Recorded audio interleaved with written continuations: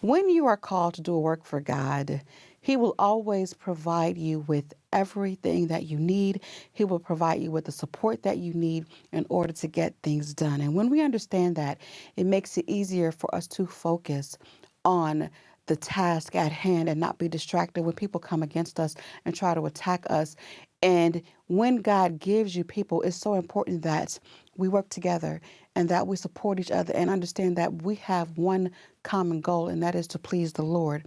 And when we do that, the enemy does not stand a chance against us, and God will always bring us out victoriously.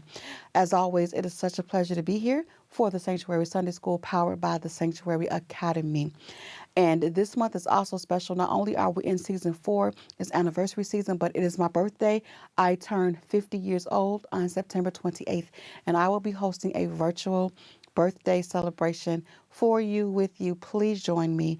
Go to the website www.thesanctuary.academy to RSVP as my special guest, because I want to spend my 50th birthday with you. Again, www.thesanctuary.academy. And if you have not done so, go ahead and subscribe. I have a number of subscribers goal that I want to reach by the end of the year.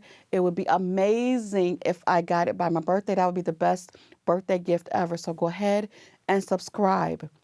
And also RSVP for my 50th birthday celebration at www.thesanctuary.academy.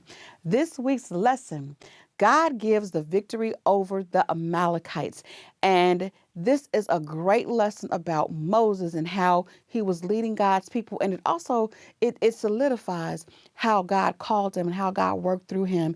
And if you look at this journey through this Exodus from Egypt all the way through to the promised land, you'll see God was there every step of the way. And if you're a leader and you're trying to maneuver through difficult times, remember, God is right there every step of the way. If you are somebody who is a follower and you believe in your leader, do everything that you can to support your leader and know that God is there every step of the way. So we see here that the Amalekites came up against the children of Israel, and they waged war against them. And Moses was the leader, and Joshua was out there, and he was a mighty warrior. And I always say this: when they were approaching the promised land, the promised land, Canaan was not uninhabited. There were people there. And so they literally had to fight to protect themselves in the wilderness, but they had to fight their way all the way through the promised land in order to possess that land. And we see Joshua was out front fighting, and he was a mighty warrior fighting in that camp. And then we see that Moses was there, and he was leading those people. And I love the teamwork that we see with these men. I love the way that Moses knew, as a leader, you always have to know who to place in what position, and you also have to know who's going to be dependable, who's going to be there, and who's not going to be there. As a follower, we have to be able and willing to work in the area where we are assigned, and not cross up and do what somebody else's job, or be envious of what somebody else is doing and go do what we're supposed to do. So we see here that Joshua was leading the men, and they were fighting this battle, and Moses was there. And the text says that as long as Moses held his hands up, they were winning the battle. But they noticed that when Moses' hands would drop, they would start to lose the battle. And then it says that Aaron and Hur, they went and they found Moses someplace to sit, and then they held his hands up, and Joshua continued to lead the battle to victory. Now we see a lot of really important themes here. First of all, again, like I said about knowing your place, Joshua just kept fighting.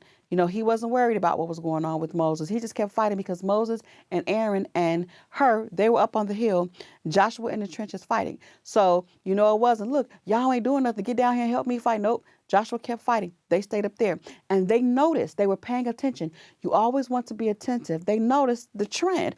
Okay, hey, when his hands are up, we win. When his hands are down, we lose. So we've got to keep his hands up. And so that's when they went and worked together. Now, Aaron and Hur didn't jump and go try to win the battle with Joshua losing. Let's go with him. No, they didn't do that. They stayed where they were supposed to be, and they held up Moses' arms. And then that is how they were able to have the victory. And I love the unity that we see here. And sometimes in the church today, we see so much division. And it really is heartbreaking when I see different denominations tear each other down. It doesn't have to be the different denominations, different churches within the same denomination. So much envy and strife and tearing each other down. When you have that, you actually you hand your victory over to the enemy. And that's why so many people look at the church now with a high level of mockery because of the things that we do. But just imagine if we were to be like Moses and Aaron and Hur and Joshua, and we worked together and everybody knew their place, knew their role, and they functioned in their role the way they were supposed to do, and everybody held up their leaders. Because see, they could have said, okay, the old man getting tired now, he can't keep his hands up, we doomed, because the battle we gonna lose, because every time his hands drop, we lose. So they just left his hands down. But they recognize and see, I challenge each and every one of you, because we are all going through some sort of transition, especially throughout this pandemic and all of the churches being closed. So we're all transitioning to a new way of worship. And I challenge you, instead of sitting back, knocking what your leader is doing, complaining about things not being quite right, I want you to be like Aaron and Hur and figure out a way that you can hold your leader up. How can you help your leader keep his hands up so that your ministry can win? It's not about competing against this church, competing against that church. It's about when I come to worship, whether it is in person or whether it's virtually. Am I being fed? Am I being delivered? Is the presence of God with us? And that is what you always want to maintain. Because even though Joshua was fighting and these men were holding up Moses' hands, at the end of the day, it is God who gave the victory. When you live a life that pleases the Lord, when you render a work that is satisfactory to the Lord, that is how you become victorious. We want to live, we want to walk, we want to breathe in victory. Did you know that you can still have victory in the midst of a pandemic? Did you know that you still have the victory no matter who ends up in the White House in November? Did you know that you still have the victory in the midst of all of the social unrest and racism and oppression that we have in the world today? See, all of these things are attacks. These are styled as the Amalekites, all of this stuff. But see, that's why we've got to work together and we've got to hold each other up. And sometimes holding somebody up is as simple as saying a prayer for him. Instead of saying, oh my goodness, what's wrong with her? She don't look right. She this and that. Instead of doing that, say, okay, I see a weakness there. I see her arms starting to fall. I see him starting to slip a little bit. Let me get on my knees. Let me say a prayer. Let me call out this person in prayer. And I thought about that. I always reference I have such a great support system and have a very close friend who actually came through my youth department, somebody I mentored. And he was watching my videos and he called me and he goes, okay, I don't like the way you look. I don't like what you have had on. You didn't look right. Now, this was not a put down. This was not it wasn't that kind of thing.